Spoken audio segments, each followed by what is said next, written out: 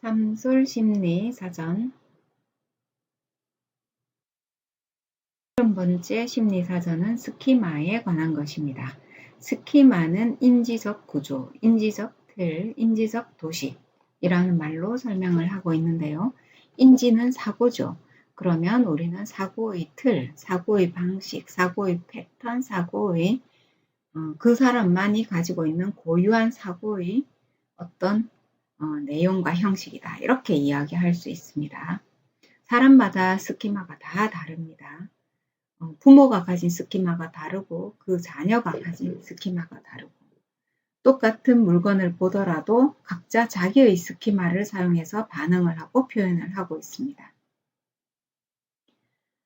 컴퓨터를 봤을 때 어떤 사람은 재밌겠다 라고 표현을 하게 되고 어떤 사람은 재미없다 라고 표현을 하고 되고 어떤 사람은 호기심을 발동하게 되는 것이죠.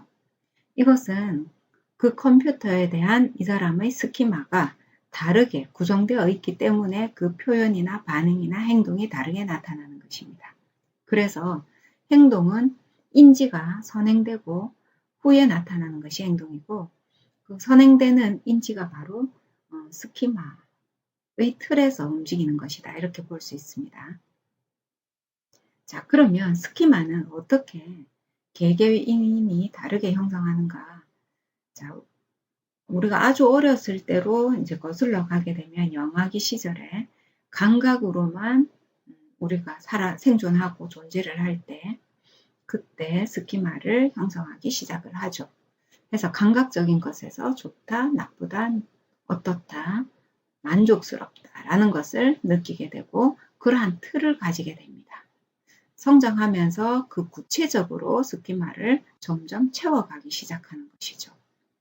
어릴 때 그 사과를 먹을 수는 없지만 그 향을 맡았을 때 좋다라는 그 느낌을 가지고 있으면은 사과를 먹을 수 있는 그 시기에 구체적으로 이것은 사과의 향이군 하고 사과를 먹고 좋다라는 긍정적인 어떤 틀의 스키마를 형성을 하게 되는 것입니다. 그리고 그 틀 안에서 더 많은 경험을 누적시키고 사과에 대해서 구체화하게 되고 다양한 이미지도 스키마 안에 넣게 되는 것이죠.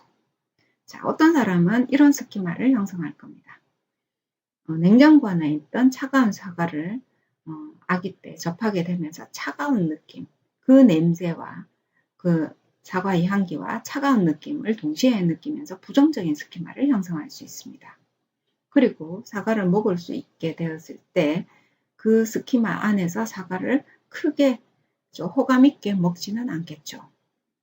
그리고 그 경험에 의해서 스키마를 다시 또 조절하거나 바꾸거나 아니면 그대로 유지하려고 할 것입니다. 그래서 스키마라고 하는 것은 그 사람이 살아온 삶의 총체적인 내용이 다 들어있는 것이죠.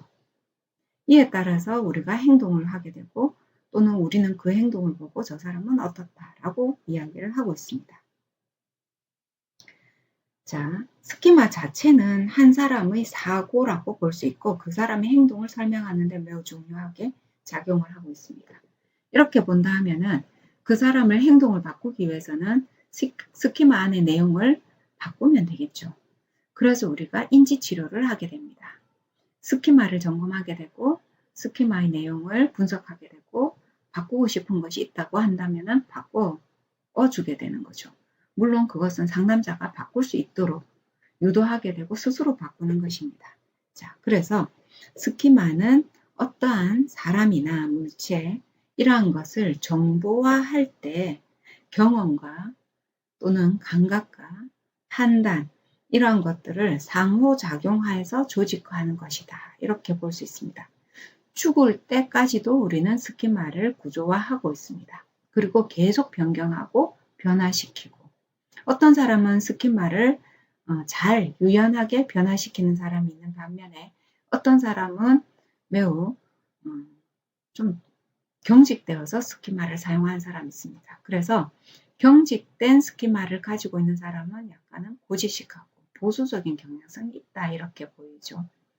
유연한 스키마를 가지고 있는 사람은 개방적이고 새로운 문물을 잘 받아들이는 그러한 특성을 가지고 있습니다.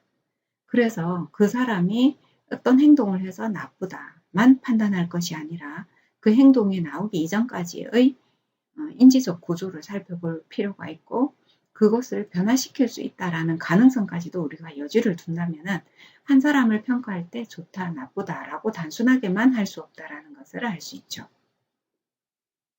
자, 오늘은 스키마에 대해서 이야기했습니다.